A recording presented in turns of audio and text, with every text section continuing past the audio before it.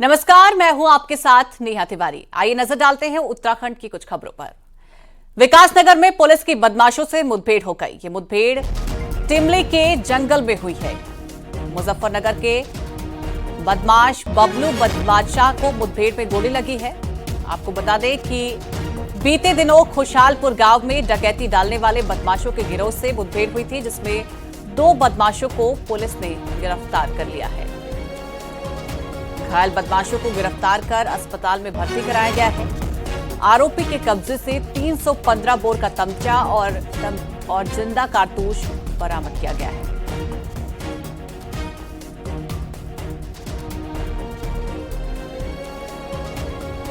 दो थे इसमें जो यूटिलिटी गाड़ी से थे और जो घटना में पहले भी यहाँ पर आए थे, पुनः घटना के प्रयासरत थे यहाँ इस क्षेत्र में। उनके द्वारा पुलिस द्वारा रोकने पर वो भागे, जिससे गाड़ी वहाँ पेड़ पे उनकी टकरा गई। एक बदमाश को मौके से, जो रमजान करके नाम है, जो सहारनपुर का, उसको गिरफ्तार कर लिया गया था। दूसरे बदमाश की जब घेराबंदी की गई तो पुलिस पार्टी पर उसने फायर किया, जिसके जवाबी फायरिंग में उसको गोली लगी। उसका नाम बबलू बादशाह है, जो मुजफ्फरनगर का रहने वाला है। उपरोक्त को अभी जिला अस्पताल में यहाँ पर विकासनगर में एडमिट कराया गया है। बाकी इससे पूछताछ हमारी टीम कर रही है। उत्तरकाशी में यमुनोत्री धाम सड़क का अंतिम पड़ाव जन की चिट्ठी है। यहां यात्री बस पहुंचते ही डंडी कंडी वाले यात्रियों को घेर ले रहे हैं, जिससे यात्रियों को भारी परेशानी का सामना करना पड़ रहा है। यात्रियों ने पुलिस व्यवस्था पर सवाल खड़ी की है। जिला प्रशासन ने यमुनोत्री धाम की यात्रा पर फैल रही इस तरह की अव्यवस्था पर जिला पंचायत को सख्त निर्देश दिए हैं। जिला अधिकारी ने निर्धारित दर से ज्यादा वसूली करने के खिलाफ कानूनी कार्रवाई करने के भी निर्देश दिए हैं।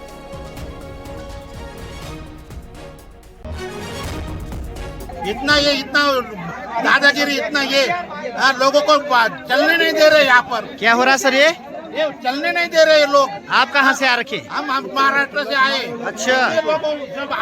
लेडीज लोगों को घेर रखा है उन्होंने। पैदल भी नहीं जाने दे रहे हमको ये लोग। इसमें दिया और वहाँ जो यात्रा बस स्टैंड है उनको भी बता दिया था कि इस प्रकार की इश्यू ना आ पाएंगे उससे। और जो शिकायतें आई थी तो वो जो जिला पंचायत के जो आपका कॉन्ट्रैक्टर है उनको एक नोटिस भी जारी करवा रखा है कि भविष्य में इस प्रकार की कोई गलतियां ना हो। यदि उनकी गलती होती है तो नेचुरली जो भी वैधानिक कार्रवाई है वो हम लोग करेंगे।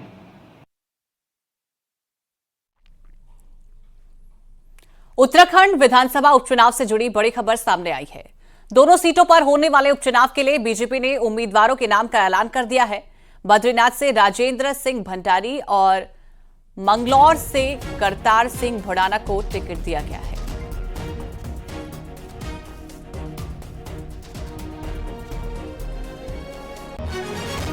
दो सीटों के लिए होने वाले उपचुनाव के लिए बीजेपी ने उम्मीदवारों का ऐलान कर दिया है। आपको एक बार फिर बता दें कि बद्रीनाथ से राजेंद्र सिंह भंडारी और मंगलौर से करतार सिंह भड़ाना को टिकट दिया गया है।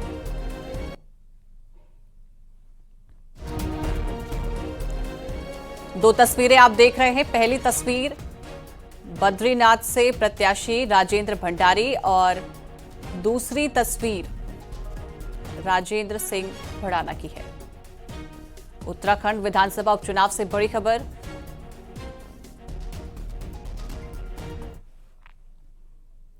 बद्रीनाथ में विधानसभा उपचुनाव में बीजेपी के उम्मीदवार राजेंद्र सिंह भड़ाना आज प्रेस कॉन्फ्रेंस करेंगे।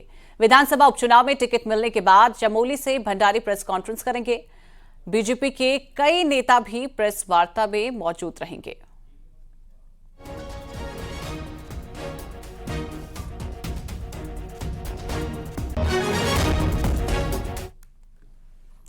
उद्यान घोटाले में सीबीआई ने बड़ा एक्शन करते हुए एफआईआर दर्ज की है। मामले में 15 आरोपियों को नामजद किया गया है, जबकि सीबीआई ने कल 26 लोगों से पूछताछ की थी। आपको बता दें कि तीनों एफआईआर में पूर्व निदेशक हरमिंदर सिंह बावेजा का मुख्य आरोपी बनाया गया है, जिनकी किसी भी वक्त गिरफ्तारी हो सकती है। आपको बता दें कि उत्तरकाशी नैनीताल में घपला हुआ है। जून 2023 में सीएम ने बावेजा को सस्पेंड किया था।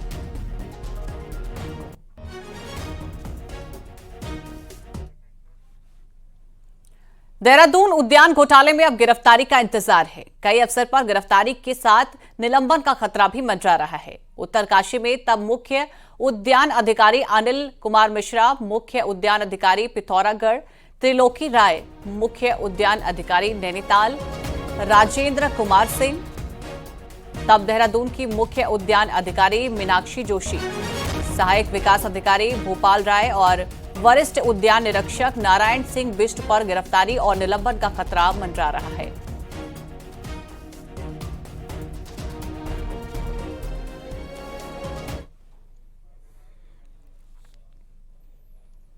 उद्यान विभाग में इतने बड़े घोटाले को अंजाम देने का आरोप पूर्व निर्देशक हरमिंदर सिंह बावेजा पर है, जिसे सीबीआई कभी भी गिरफ्तार कर सकती है। पर इस आरोपी अफसर को हिमाचल प्रदेश से उत्तराखंड लाएगा कौन? सीबीआई की धरपकड़ के बाद सबने हाथ झाड़ने शुरू कर दिए हैं। कांग्रेस नेता हरीश सिंह रावत ने कहा कि अपॉइंटमेंट के लिए उस वक्त के मुख्यमंत्री, मंत्री और पूर्व कैबिनेट मंत्री की जिम्मेदारी है, लेकिन ये रिपोर्ट देखिए।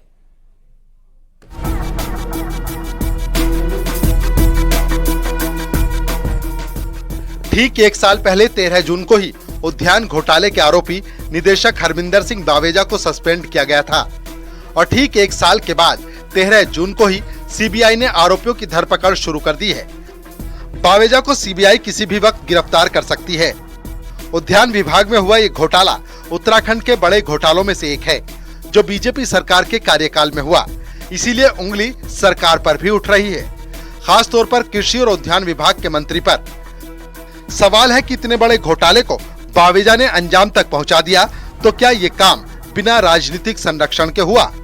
बावेजा को आखिर हिमाचल प्रदेश से उत्तराखंड में निदेशक बनाकर क्यों लाया गया?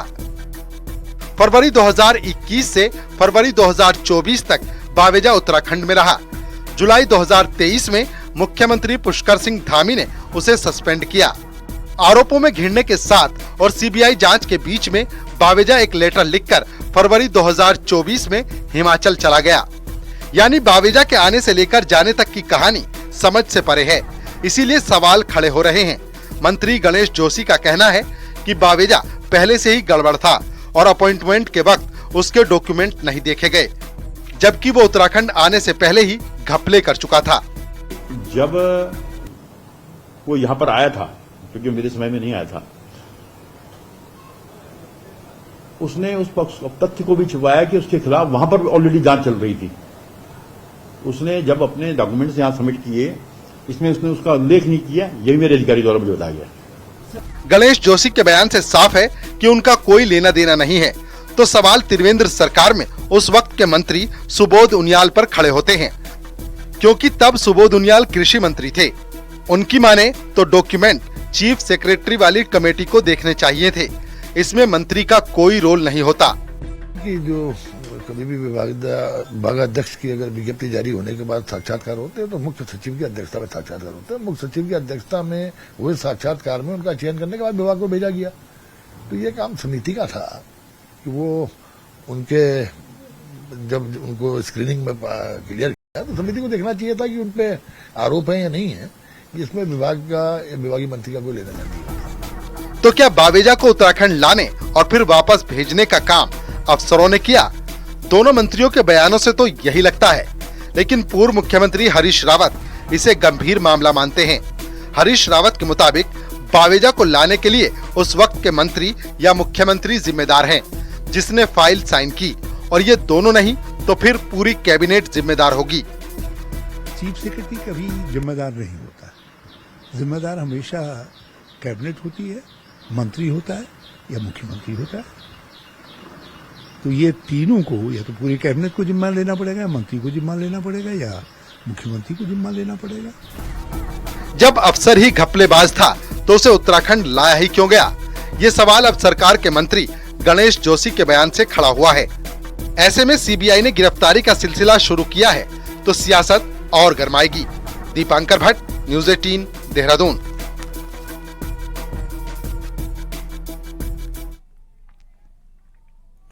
अल्मोड़ा के बिनसर में जंगल में आग से 4 लोगों की जिंदा जलकर मौत हो गई है। सभी मृतक वन विभाग के कर्मचारी हैं, जबकि 4 घायलों को अस्पताल में भर्ती कराया गया है, जहां उनका इलाज किया जा रहा है।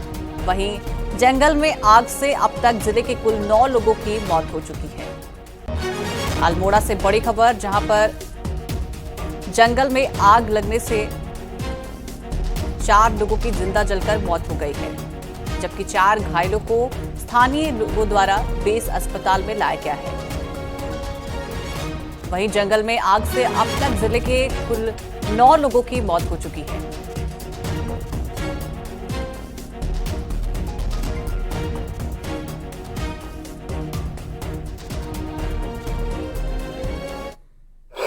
अभी जो है 4 लोग आए हैं, जंगल में आग लगी तो उसको बुझाने के चक्कर में, और चारों लोग काफ़ी मात्रा में जले हुए हैं, जिसमें एक व्यक्ति काफ़ी 80+ % जला हुआ है, बाकी लोग 40 से 50% तक जले हुए हैं। अल्मोड़ा के बिनसर में जंगल की आग से 4 लोग जिंदा जल गए हैं और 4 लोग जो हैं गंभीर रूप से घायल हैं, जिनको बेस अस्पताल में प्राथमिक उपचार करने के बाद हायर सेंटर रेफर करने की तैयारी चल रही है, क्योंकि अधिकांश लोग जो हैं जो जले हुए हैं उसमें एक तो 90% के आसपास बताया जा रहा है कि वो जल चुके हैं और बाकी जो है 40% से ऊपर जले हुए हैं। किशन जोशी, न्यूज़ 18 अल्मोड़ा। अल्मोड़ा हादसे का सीएम पुष्कर सिंह धामी ने संज्ञान लिया है। सीएम धामी ने कहा कि 4 वनकर्मियों की मौत बेहद दुखद है। मृतकों के परिजनों को सीएम धामी ने 10-10 लाख के मुआवजे की घोषणा की है। वहीं सभी घायलों को एयरलिफ्ट कर हल्द्वानी के बेस अस्पताल पहुंचाने के निर्देश दिए हैं।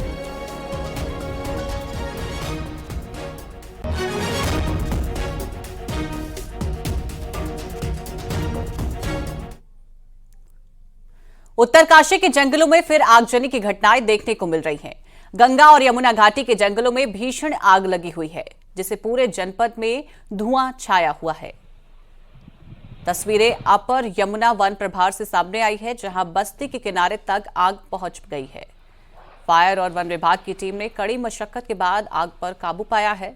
जनपद में प्रचंड गर्मी के साथ आग की घटनाएं से संपदा के साथ वन्य जीवों पर भी खतरा मंडरा रहा है।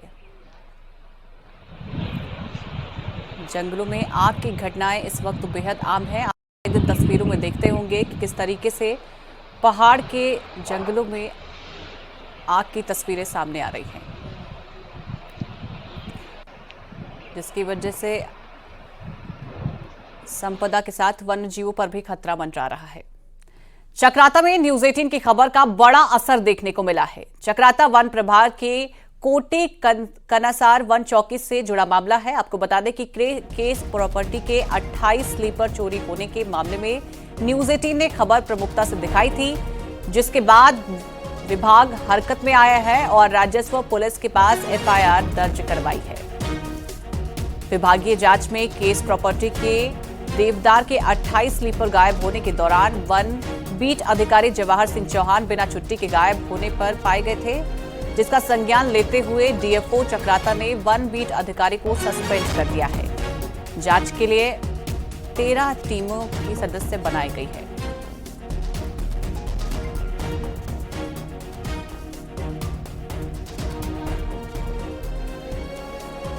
चल रही है, देखते हैं अब जो भी कहीं ना कहीं पकड़ में आ जाए। देखो जी, विभागीय की तो क्या कह सकते हैं अब उसके बारे में तो, लेकिन लापरवाही बहुत ज़्यादा है कि भाई वो इस तरह से अपना जो भी है खुला छोड़ के, ना कोई चौकीदार भी कहीं अन्य रह रहा है, तो ये मामला थोड़ा इसमें चौकीदारी बहुत ज़्यादा ज़रूरी है।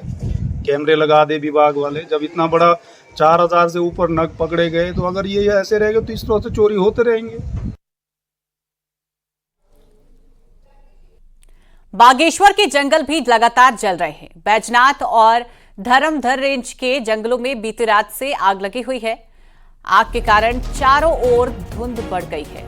आपको बता दें कि आग लगने से उमस भरी गर्मी भी ज्यादा होने लगी है और वहीं ग्रामीणों ने वन विभाग से जल्द आग पर काबू पाने की मांग की है। धर्मघर के रेंजर ने बताया कि जल्द आग पर काबू पा लिया जाएगा, साथ ही आग लगने वाले शरारती तत्वों को पकड़ने की कोशिश की जा रही है।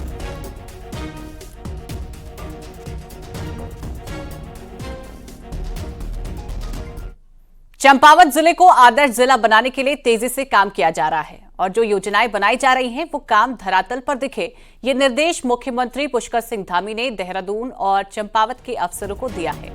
सीएम धामी ने कहा है कि चंपावत जिला ऐसा है जहां पर पहाड़, मैदान, तराई का इलाका है और मॉडल जिला बनाने के लिए सभी बातों का ध्यान रखा जाए।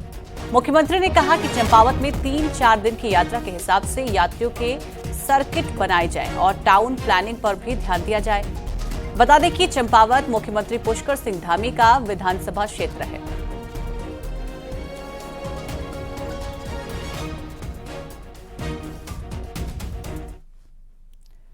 सीएम पुष्कर सिंह धामी ने बुधवार को पर्यटन विभाग की समीक्षा करते हुए कोटद्वार से चारधाम यात्रा की संभावना तलाशे जाने के निर्देश दिए हैं, जिसे लेकर जिला व्यापार संघ खासा उत्साहित है। जिला व्यापार संघ ने मुख्यमंत्री को धन्यवाद देते हुए कहा कि गढ़वाल के प्रवेश द्वार कोटद्वार से चारधाम की शुरुआत की जाती है, तो इससे कोटद्वार, सतपुली, पौड़ी समेत कई छोटे बड़े पहाड़ी बाजारों पर इसका सीधा असर पड़ेगा और व्यापार की संभावनाएं बढ़ेंगी।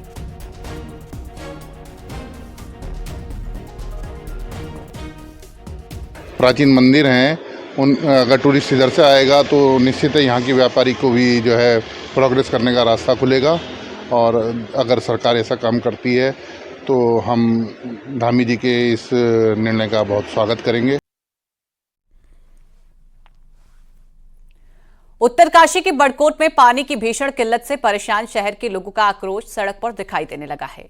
स्थानीय लोगों ने जल संस्थान के लिए जमकर प्रदर्शन किया और जल संस्थान के दफ्तर में तालाबंदी कर नाराजगी जताई है। तालाबंदी करने के बाद लोगों ने शहर भर में जुलूस निकाला। इसके बाद फिर जल संस्थान के दफ्तर पर धरना भी दिया। सड़कों पर भारी संख्या में उमड़े लोगों ने पंपिंग पेयजल योजना के लिए वित्तीय स्वीकृति की मांग की है। शहर के लोगों ने बीते लंबे समय से पानी की परेशानी को लेकर प्रदर्शन किया है और 6 जून से लगातार धरना दे रहे हैं।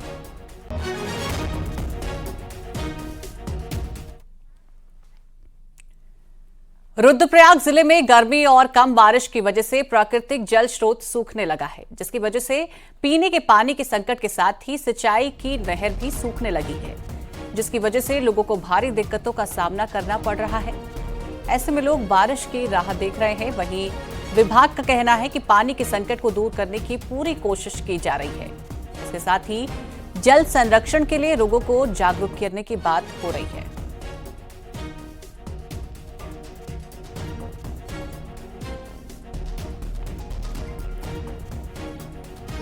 धारा नहर अभी पूर्ण चलित अवस्था में है, लेकिन अभी फिलहाल पानी की वजह से नहरों में थोड़ा पानी की कमी हो गई है। अभी फिलहाल जो गाँव द्वारा, ग्रामीणों द्वारा जैसा कि स्थल पे निरीक्षण करके देखा गया है, तो वहाँ पे बीज लगाने का काम हो चुका है।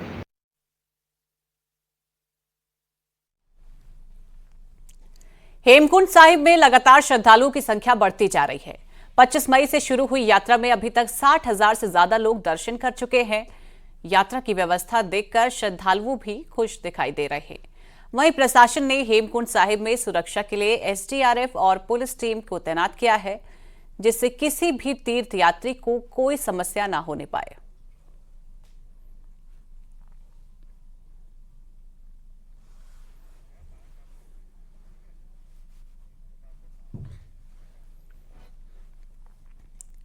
आइए अब नजर डालते हैं पहाड़ की 10 बड़ी खबरों पर।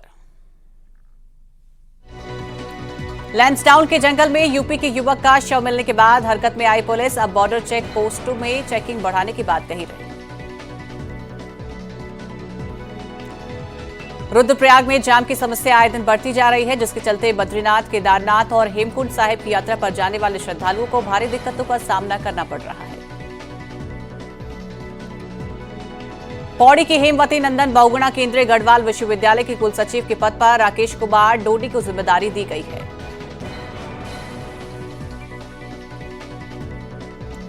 राजकीय मेडिकल कॉलेज श्रीनगर में बायोलॉजी लैब का संचालन शुरू। अब बीमारी के वायरस की रिसर्च मेडिकल कॉलेज के डॉक्टर कर पाएंगे।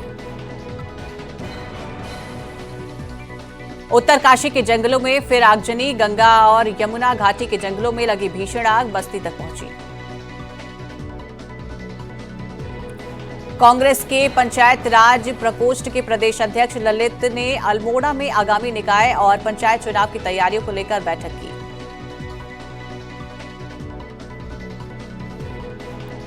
बागेश्वर में लगातार बढ़ रहे चोरी के मामले के बाद पुलिस ने गश्त बढ़ा दी है। पुलिस की चौकसी के बाद अब चोरी के खुलासे भी तेजी से हो रहे हैं।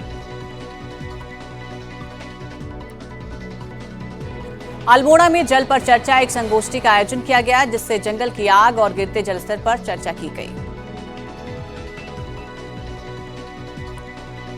बागेश्वर में लगातार बढ़ती गर्मी के चलते जनजीवन अस्त व्यस्त है, जिसके चलते कई लोग सरयू नदी में नहाकर गर्मी से निजात पा रहे हैं। 21 जून को अंतर्राष्ट्रीय योग दिवस के मौके पर केदारनाथ में विशेष योग सत्र का आयोजन होगा, जबकि 18 जून को रन फॉर योगा का आयोजन होगा।